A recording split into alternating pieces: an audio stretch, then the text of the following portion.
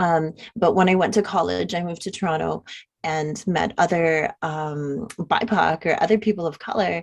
And it made me much more curious. Now, it was complicated because the Korean people that I met when I moved to Toronto had been raised in Korean homes. And so Mm, uh, they had a lot of difficulty understanding how come I didn't speak Korean, or how come I didn't know how to use chopsticks, or how come I didn't know all of these cultural codes that are so important to the ways that Koreans interact with one another.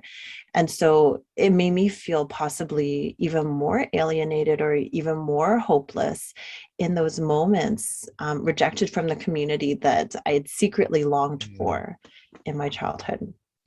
But sort of on the sly, I would go to K-Town by myself because I didn't want anyone to see me making those mistakes or taking those first insecure steps Yeah. towards community. And I started taking Is that Bloor and Bathurst area?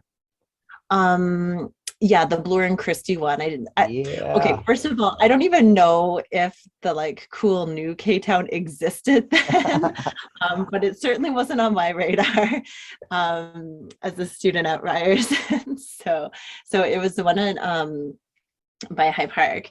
And I remember eating Korean food for the first time there, feeling terrified because I didn't want anyone to know that I wasn't genuinely a Korean Canadian. Like I Hmm. felt other people were, even though of course I know now that I am. It's just a different iteration Do of you it. remember what that meal was? Totally. It was, I read about it in the memoir. It was bibimbap. Even though I was a vegetarian, Hmm. the Atsuma server like ordered it on my behalf because she realized I couldn't read Korean and I couldn't communicate with anyone and I was alone. And I probably had a look in my eye that she knew she had to like step in and save the day.